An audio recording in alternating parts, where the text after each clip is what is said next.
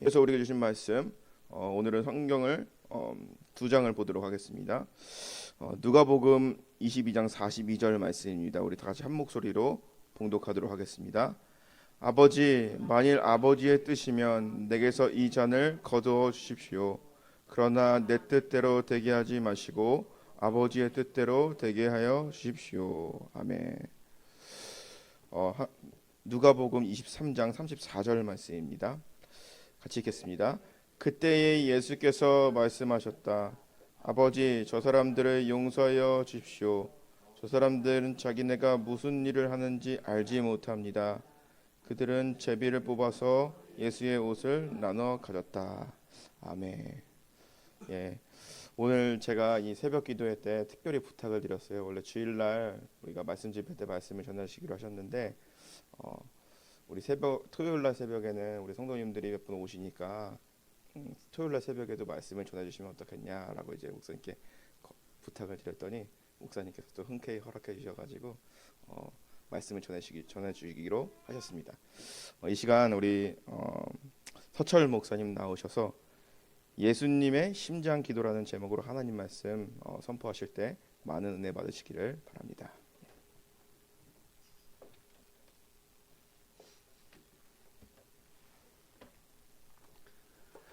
반갑습니다. 목사님이 5분이 오신다고 그랬는데 더 많이 오셨네. 예상을 5사람을 생각을 했는데 지금 보니까 9사람, 우리 희직까지 하면 10사람, 100%더 왔어요. 200%가 됐습니다. 반갑습니다. 서울에서 온 서철입니다. 저는 어제 그저께 도착해서 이틀 동안 목사님과 함께 새벽 기도회를 여기서 했습니다. 어제 새벽기도 마치고 목사님께서 토요일 날은 교인들이 오는데 목사님 설교를 해주실 수 있겠냐. 그래서 제가 흔쾌히 대답을 했습니다. 감리교 목사는 평생에 가지고 있는 좌우명이 있습니다. 그것은 설교할 준비를 늘 하고 다녀라, 그런 말입니다. 사실은 설교할 준비를 하고 다니지만 퍼펙트하게 준비한 건 아니겠죠. 하지만 언제나 누가 설교를 부탁을 하면 가서 설교를 하는 웨슬리 목사님은 성공회에서 정말 복음적인 교회를 해야 되겠다, 그렇게 생각하고 성령의 역사를 일으킬 때에 성공회 제도권에서는 이해가 되지 않았잖아요. 그래서 아버지가 심호하던 예배당에서 설교를 하고 싶었는데 설교하면 안 됩니다 하고 내쫓았어요. 그래서 우리 감리교회의 종교개혁은 칼빈의 종교개혁과 다릅니다. 칼빈은 자기가 나와서 때려 부쉈지만 우리는 나가기 싫은데 나가라고 그래서 할 수 없이 이제 쫓겨났습니다.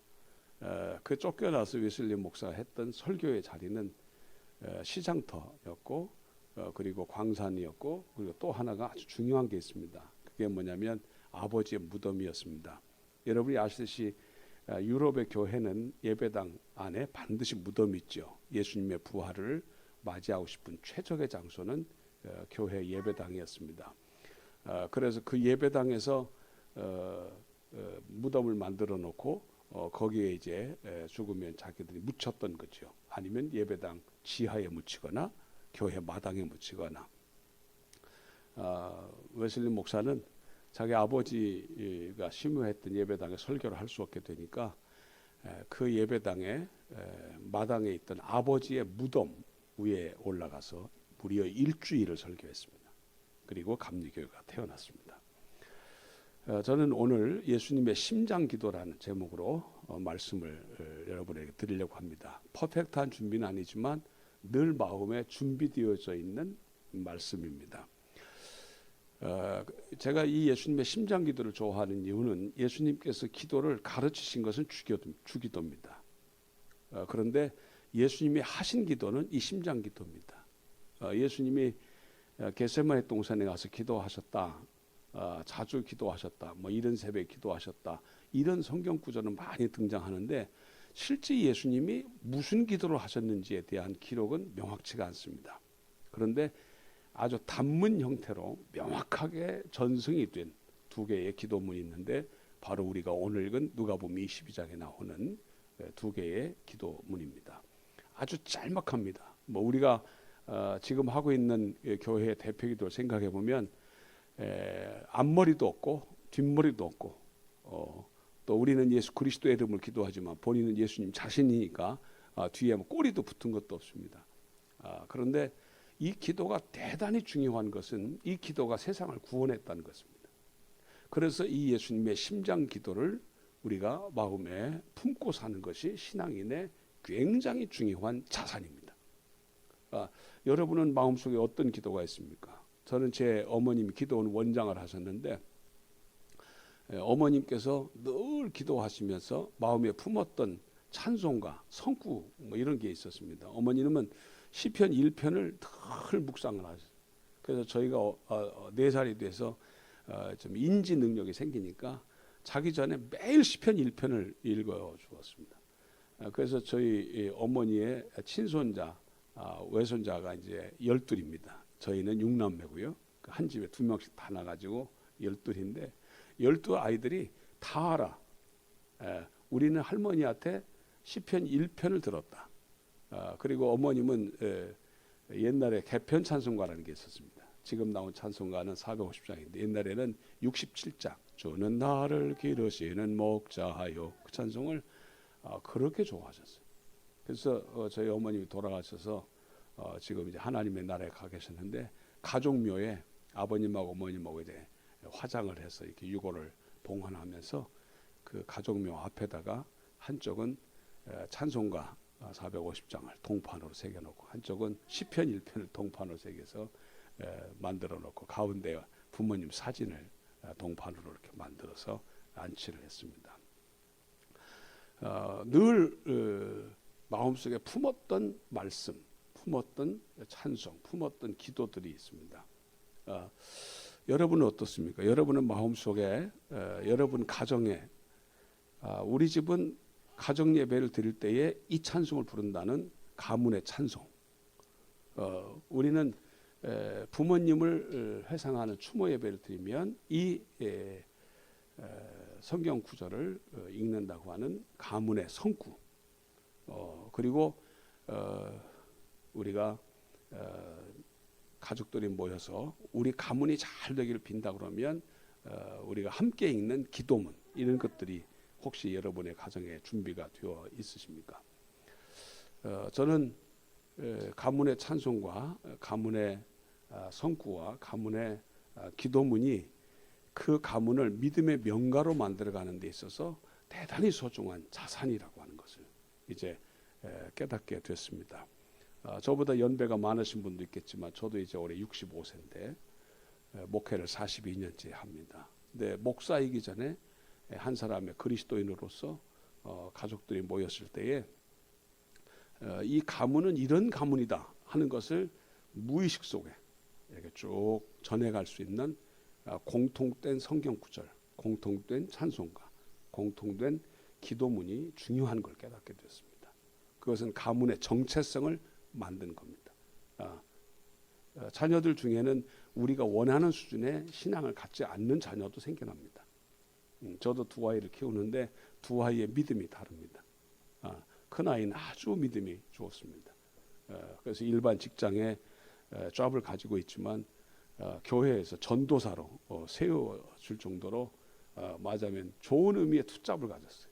전도사인데 세컨 잡을 가진 게 아니고 이 아이는 호주에서 변호사를 하는데 교회가 정식으로 교회 전도사로 추대를 해서 세컨 잡으로 목회를 하고 있었습니다. 둘째 아이는 큰 아이에 비해서 믿음이 좀 떨어집니다. 근데도 가족묘 앞에 가면 달달달 외웁니다. 할머니가 나를 무릎에 앉혀놓고 성경을 읽어주었다고 그리고 찬송가를 했다고. 자, 기도문입니다. 제가 오늘 아침에 전하려고 하는 것은 그런 기도문을 만들 때 메가더의 기도처럼 웨슬리의 언약의 기도처럼 또는 리버의 기도문처럼 딱 내 마음속에 품고 있는 기도문. 저는 예수님의 이 2개의 기도문을 가슴에 품었습니다. 이것을 그래서 제가 심장의 기도라 그렇게 명칭을 붙였습니다. 예수님의 심장에 품겨져 있던 기도입니다. 그 예수님을 기꺼이 십자가를 지게 했고 세상을 구원하게 했다. 자, 우리가 너무 잘 알고 있죠. 옛날 성경에는 아버지의 내 뜻대로 마옵시고 아버지의 뜻대로 되기를 원합니다. 그런데 요즘 이제 새 번역을 읽는 것은 젊은 세대들에게 한글을 좀 더 익숙하게 전하기 위해서 읽습니다. 한번 읽어보면 만일 아버지의 뜻이면 내게서 이 잔을 거두어 주십시오. 그러나 내 뜻대로 되게 하지 마시고 아버지의 뜻대로 되게 하여 주옵소서. 저는 이 기도문, 이 짧은 기도문이 왜 그렇게 마음에 와닿냐면 예수님은 이 십자가의 잔을 좀 받고 싶지 않았던 거예요. 얼마나 예수님의 인성이 도드라지게 드러나는 그 최고의 예수님의 성품을 보여줍니까? 저는 너무 쉽게 신앙을 이야기하고 너무 호언장담한 사람을 만나보면 저 사람은 신앙이 좋구나 이런 느낌을 받기보다는 너무 경솔하구나. 혹시 저 사람은 너무 과대 포장해서 허언증을 가지고 있는 사람은 아닐까. 한국에서는 그런 말을 합니다. 남자는 허세, 여자는 허영으로 망친다 인생을. 보통 남자들은 허세를 부립니다. 자기가 얼마나 대단한 사람인지를 과시하려고 듭니다. 여러분들은 미국에 오셔서 여러 가지를 배우셔서 저는 미국을 잘 모릅니다. 아마 제가 들었던 이야기 가운데 하나는 미국 사람들이 비교적 뒤에 실용주의, 프라마티즘을 받아들였고 허세를 부리지 않고 그리고 크레딧을 쌓아가는 동안에 정직성을 굉장히 중요한다. 뭐 이런 얘기를 제가 들었습니다. 제가 해캐치 타운에 있는 센터너리 칼리지에서 18년 전에 객원연구원 또는 뭐 교환교수의 자격으로 한 2년간 머물렀던 적이 있었습니다. 여자들은 허영을 부립니다.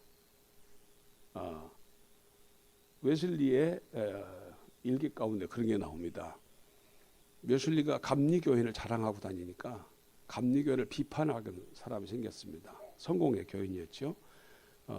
웨슬리 목사에게 당신 교인을 보라고 저렇게 교회 들어오는데 막 수많은 장신구로 자기를 치장하고 사치를 부려가면서 교회를 들어와서 예배하겠다고 하는데 저 사람은 어떻게 생각하냐. 웨슬리가 단호하게 말합니다. 저는 감리교인이 아닙니다. 하나님 앞에 예배하러 올 때에 세속의 사람들이 가지고 있는 허영을 그대로 장식하고 예배당에 들어오는 사람은 감리교인이 아닙니다. 저는 우리 교회 교인이 아닙니다. 웨슬리가 아주 단호하게 말합니다. 웨슬리는 감리교를 세울 때에 하나님 앞에 예배하는 사람은 일체의 세속적인 장식을 달고 와서는 안 된다. 그래서 귀걸이 또는 뭐 화려한 목걸이 다 내려놓고 하나님 앞에는 온전하게 영과 진리로 예배하는 모습을 가져가야 된다. 그런 설교를 하고 그런 가르침을 주었습니다. 예수님은 분명히 자기 뜻이 있었습니다. 저는 42년 목회를 하면서 이런 허언증을 가지고 있는 사람들이 가지고 있는 약점을 보게 됐습니다. 그게 뭔고 하니 자기를 과대 포장해서 큰 소리를 치는데 뒷감당을 못하거나 아니면 자기의 신앙이 너무 뜨거워서 자기 뜻이 아주 완고하기 때문에 자기 뜻이 그것이 통과가 되지 않으면 관철이 되지 않으면 그 순간에 사역을 멈춥니다. 너 잘해봐. 뒷짐을 지게 됩니다. 네. 그것은 예수님의 이 심장의 기도 가운데 나오는 예수님의 앞부분에 해당되는 생각을 가지고 있는 겁니다.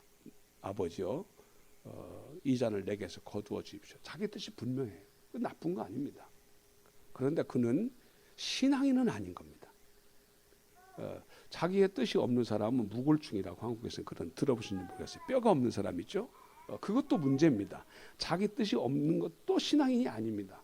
자기 뜻이 분명히 있어야 됩니다. 그게 소신이 있어야 되고 자신의 삶의 철학이 있어야 되고 자기 의사가 있어야 돼요. 식사할 때 뭘 시킬까요? 그럴 때 아무거나 이런 사람들은 굉장히 성품이 좋기도 하지만은 결정 장애가 있는 사람일 수도 있습니다.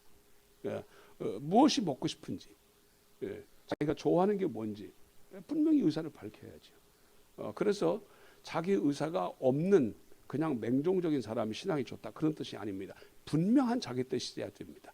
그런데 신앙인은 거기서 한 걸음 더 나갑니다. 자기의 뜻을 하나님 앞에서 내려놓을 수 있는 그런 수준의 삶을 사는 겁니다. 예수님 뭐라고 기도를 하죠? 내 뜻대로 마옵시고 아버지의 원대로 되기를 원합니다. 그러니까 자기 뜻이 분명합니다. 그렇지만 그 뜻을 아버지의 원대로 교회를 이렇게 다녀보면 좋은 교회들이 있습니다. 성공한 교회들이 있습니다. 부흥하는 교회들이 있습니다. 그런 교회는 반드시 브리스길라와 아굴라처럼 목사를 보호했던 여집사 베베처럼 아주 좋은 신자들이 있습니다. 제 42년 목회에도 잊을 수 없는 사람들이 있습니다. 그들의 공통점이 뭔고 하니 자기 뜻이 없는 무굴층이 아닙니다. 자기 뜻이 분명합니다. 사회적인 지위나 사회적인 학력에 관계없이 자기 뜻이 분명한데 그 사람이 가지고 있는 신앙의 임계점이라고 그러는데 어떤 기준점이 뭔고 하니 자기 뜻을 최대한 제안하고 그리고 설명하고 설득하지만 마지막 순간에는 꼭 이렇게 기도하는 겁니다. 아버지여 내 뜻대로 마옵시고 아버지의 원대로 되기 원합니다. 제가 만났던 좋은 그리스도인들의 공통점입니다. 자기의 뜻을 하나님의 뜻 앞에 내려놓는 사람. 대개 우리의 기도는 자기의 뜻을 확고하게 정한 후에 그 뜻을 관철하기 위해서 하나님을 압박하는 기도가 많습니다. 하나님, 나는 자식을 이렇게 키우고 싶은데 자식을 이렇게 하나님께서 해주십시오. 저도 이제 부모입니다. 자식을 기르는데 자녀들과 충돌을 맺죠. 또 저희는 자식을 호주에서 키웠더니 문화적인 충격이 있습니다. 전에는 이제 컬처 쇼크이라고 이렇게 표현했는데 요즘은 컬처 컨플릭트라고 좀 순화시켜서 문화적인 갈등이 있습니다. 근데 제 둘째 아이가 치과 의사인데 병원을 안 가는 거예요. 그래서 제가 물어봤어요. 야, 너는 의사가 되기 위해서 얼마나 공부를 열심히 했니? 의대 들어갈 때 수석했습니다. 고등학교 수석 졸업했습니다. 스웨덴의 캐롤리스카 인스티튜트라고 하는 노벨상을 제일 많이 배출한 의과대학의 장학생이었습니다. 15살에 대학생이 되는 월반에 월반을 했던 한국의 멘사 회원이 IQ가 158입니다. 돌아온 대답이 뭔지 아십니까? 아버지, 저는 의과대에 가고 싶은 마음이 없었습니다. 근데 왜 갔니? 엄마가 가라고 해서 갔어. 깜짝 놀랐습니다. 자기는 의과대학을 가고 싶은 마음도 없었고 이과 체질도 아니었다는 거예요. 근데 엄마가 원해서 제가 갔습니다. 그래서 제가 그랬어요. 그럼 지금부터 내가 원하는 삶을 살아라. 하나님이 원하는 삶은 1순위. 그 다음은 너 자신을 위한 삶을 살아라. 그랬더니 기쁜 마음으로 얘는 와서 자기가 영어를 퍼펙트하게 하니까 한국에서 고위 공직자들 놓고 회의하는 사회를 보는 프리랜서가 됐어요. 너무 행복해. 다음 주에 삼성전자 임직원을 데리고 샌프란시스코에 들어와서 정책을 하는데 그래서 사회를 봅니다. 우리는 자기 생각이 없는 것도 문제고 자기 생각을 고집하는 것도 문제입니다. 마지막에 하나님의 뜻 앞에 자기를 내려놓는 거죠. 자녀를 교육할 때에도 자기 뜻을 고집하다가 나이가 들어서 아이가 딱 그렇게 대답을 하는데 그 아이의 삶을 엄마가 붙잡으셨던 거예요. 깜짝 놀랐습니다. 제가 아빠가 사과하마. 이제부터 하나님 앞에 기도하면서 내가 원하는 삶을 살아. 여러분은 자녀를 교육할 때에도 내 뜻을 세워놓고 하나님을 압박하고 자녀를 압박하는 것은 아닌지 연세가 드시면서 생각을 해보시게 될 겁니다. 혹시 교회도 그런 거 아닌지. 교회를 운영할 때에도 내 뜻을 딱 세워놓고 하나님을 압박하고 그 뜻을 목사와 교인들이 받아주기를 원하는 마음이 너무 지나친 것은 아니었을까. 그래서 시험이 찾아왔던 건 아닐까를 돌아보시게 됩니다. 저도 목사지만 저도 마찬가지입니다. 제 친구 중에 유기성 목사가 친한 친구입니다. 동창인데 어느 날 제가 불평을 했습니다. 나 이렇게 하려고 하는데 교회 멤버들이 날 도와주지 않아. 그랬더니 저에게 탁 던지는 말 그거였습니다. 야, 내가 하나님의 뜻대로 살고 싶은 마음은 내가 인정하겠는데 혹시 내 마음대로 목회를 하고 싶은 건 아니었어? 저는 잊을 수가 없습니다. 목사도 마찬가지입니다. 목사도 내려놓아야 됩니다. 자기가 하고 싶은 뜻이 분명한 소신과 철학이 있어야 되지만 그것을 내려놓을 수 있는 그 기준, 수준, 임계점이라고 하는데 영어로는 뭐라고 하는지 모르겠습니다. 하여튼 물이 딱 100도가 되면 끓지 않습니까?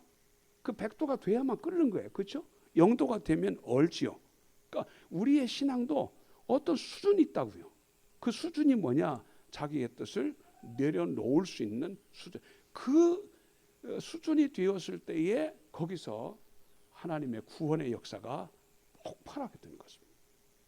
그것이 예수님의 첫 번째 기도. 그래서 저는 이 심장의 첫 번째 기도를 순종의 기도라고 이름을 붙였습니다. 예수님은 늘 마음속에 이걸 담고 사셨던 거예요. 그래서 십자가를 질 수 있었던 거예요. 우리가 신앙생활하면서 마지막에 활용 점정이라고 그림을 다 그려놓고 점을 찍어서 마침표를 찍듯이 이걸 해야 되는데 그걸 못하고 늘 미완성으로 끝나는 이유가 어디 있냐면 그것은 바로 순종을 해야 되는 그 지점에 순종이 안 되기 때문입니다. 자, 두 번째 기도는 23장에 나오는 기도입니다. 이것은 예수님께서 용서의 기도를 하셨습니다. 그때 예수께서 말씀하셨다. 아버지, 저 사람들을 용서하여 주십시오. 저 사람들은 자기네가 무슨 일을 하는지를 알지 못합니다. 그들은 제비를 뽑아서 예수의 옷을 나누어 가졌다. 자기네가 무슨 일을 하고 있는지를 모르는 거예요. 여러분, 자녀를 키울 때 부모가 보여주는 최고의 미덕이 뭡니까? 자녀가 무슨 일을 하고 있는지도 모르게 자기들이 하고 있는 일을 우리가 다 받아주는 것입니다.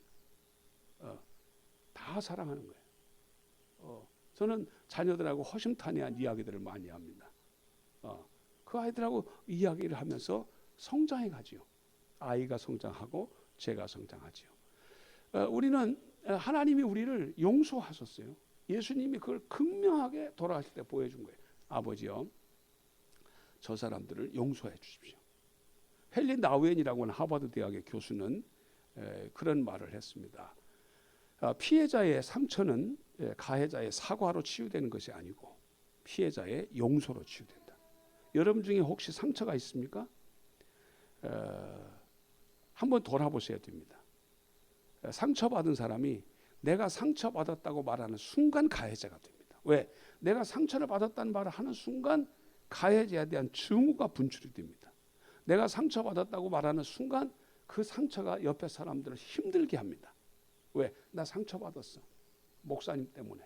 또 우리 목회자들은 장로님 때문에 상처를 받았어. 그 말을 하는 순간 주변 사람들을 불안정하게 만듭니다. 그리고 그것은 해결이 안 됩니다. 여러분이 삶을 살아보셔서 경험을 하셔서 65년 살아봤죠.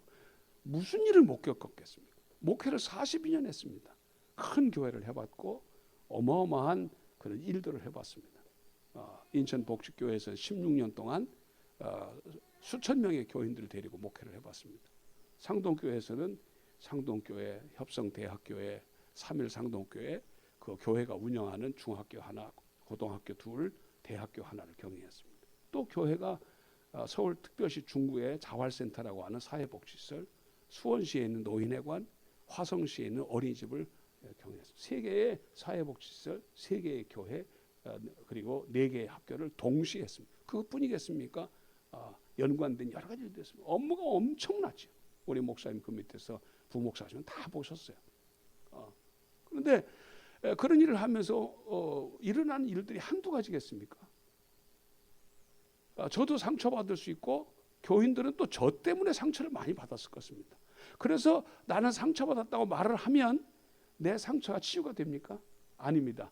그 상처받았다는 말을 하는 순간에 그 주변에 있는 사람들, 가족들, 교인들이 그것 때문에 불안해지면서 그 상처가 또 다른 상처를 만들어냅니다. 하버드 대학의 영성 신학자였던 헨리 나우에는 그래서 절대로 피해자의 상처는 가해자의 사과로 치유가 되는 게 아닙니다. 물론 가해자의 사과도 받지 못한 사람은 더 말할 것도 없겠죠. 그런데 피해자의 상처가 치유받을 수 있는 길이 있습니다. 고려대학교에 한상열 박사라고 하는 심리학과 교수님이 저와 교류를 해서 성동교에 와서 강의를 여러 번 했습니다. 간단합니다. 피해자가 가해자를 용서하는 겁니다. 그러면 그 순간에 상처가 싹 치유가 됩니다. 내 마음속에 정화작용, 카타르시스가 일어납니다. 필터링, 아주 모든 먼지가 왔을지라도 깨끗하게 이게 치유됩니다. 이것을 셀프 필터링 또는 셀프 힐링, 자기 치유 또는 자기 정화작용이라고 말할 수 있는데 이 기능을 가지고 있어야 됩니다. 예수님은 자기를 죽이는 자를 용서했습니다. 이것이 기독교입니다. 여기서 기독교가 세상을 구원하게 된 것입니다. 그런데 우리는 용서하지 못합니다. 웨슬리 목사가 감리교회를 일으킬 때에 교회에 아주 유력한 중직이 한 사람이 있었습니다. 그런데 그는 상처가 너무 심해서 배신감에 치를 떨는 사람이었습니다. 웨슬리 목사님에게 고통을 호소했습니다. 목사님, 우리 멤버 가운데 저 사람 아시죠? 난 죽어도 저 인간은 용서 못합니다.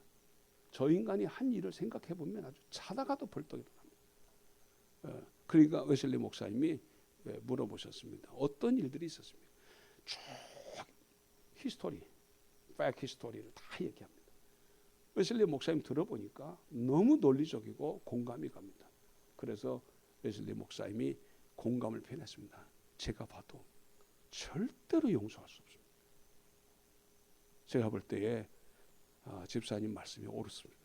집사님이 정말 억울하게 당하셨습니다. 그러니 저 인간을 절대로 용서하지 마십시오. 웨슬리 목사님에게 자기의 상처를 털어놨던 이 사람은 너무 의기양양해갖고 목사님 생각해도 그렇죠. 정말 내가 당한 걸 생각해보면 저 인간을 절대 용서할 수 없죠. 예, 맞습니다. 용서하지 마십시오. 그러니까 웨슬리 목사님이 이 사람에게 공감을 표현하고 용서하지 말라고 말하니까 이분의 마음속에 어느 정도 누그러졌습니다. 그리고 이제 이 사람 마음이 좀 풀어져서 헤어지려고 하는데 웨슬리 목사님이 그런데 말입니다. 제 생각인데요.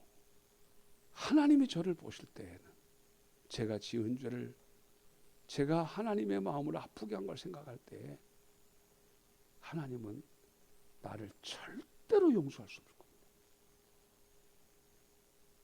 그러니 논리적으로 살아가십시다.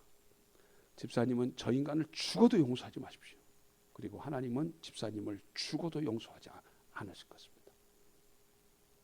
그 순간에 이 집사의 마음속에 큰 깨달음이 왔습니다. 목사님, 제가 이제 깨달았습니다. 내가 저 인간을 죽어도 용서하지 못하게 되면 하나님도 죽어도 나를 용서하지 않으실 거라는 생각이 지금 이 순간에 섬광처럼 내 머리에 들어왔습니다. 목사님, 제가 그를 용서하겠습니다.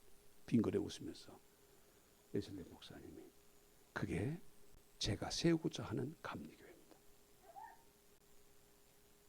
제가 성공회의 제도와 교구와 성공에서 떠난 그 여러 가지의 왕궁과 연결되어져 있는 그런 것들을 다 배제하고 성경에 기초한 그리고 사랑에 기초한 감리교회를 세우려고 하는 제 목표가 바로 그겁니다. 용서하십시오. 그러면 하나님이 집사님을 용서하실 것입니다. 그 순간에 그 집사의 마음속에 평화가 찾아왔습니다. 웨슬리는 자신의 일기에서 이렇게 얘기합니다. 당신이 기독교인인지 아닌지를 확인할 수 있는 길이 있습니다. 당신이 지금 행복하십니까? 당신은 기독교인입니다. 당신이 행복하지 않습니까? 기독교인이 아닙니다. 당신이 행복한지 안 한지 제 자신의 경험에 비추어 보면 내가 예수 그리스도 한 분 때문에 만족한 삶을 살고 다른 사람을 기꺼이 용서할 수 있을 때 저는 행복했습니다. 그리고 그 순간 저는 기독교인이었습니다. 그런데 제가 예수 그리스도 외에 다른 데서 만족을 얻으려고 할 때에는 늘 저는 불평과 불만이 내 마음을 사로잡았고, 그리고 다른 사람을 용서하지 못했습니다. 그때 저는 기독교인이 아니었습니다. 여러분 자신이 그리스도인인지 그리스도인이 아닌지를 아시고 싶다 그러면 지금 여러분이 행복하지 않으신지 스스로 한번 돌아보십시오. 그리고 행복하지 않으시면 분명히 거기에는 무슨 이유가 있을 것인데, 그 중에 하나는 용서하지 못한 상처가 치유되지 않았기 때문일 것입니다. 그렇게 웨슬리 목사님은 감리교를 세울 때에 설교했습니다. 저는 이제 오늘 제 말씀을 여기서 마치려고 합니다. 예수님의 심장 기도가 있습니다. 예수님은 늘 이 두 개의 기도를 가슴에 품고 사셨습니다. 하나는 순종의 기도입니다. 아버지여 내 뜻대로 마옵시고 아버지의 원대로 되기를 원합니다. 또 하나는 용서의 기도입니다. 아버지여 저 사람들은 자기들이 무슨 짓을 하고 있는지를 모릅니다. 여기 새 번역은 순화된 표현을 썼어요. 무슨 일을 하고 있는지.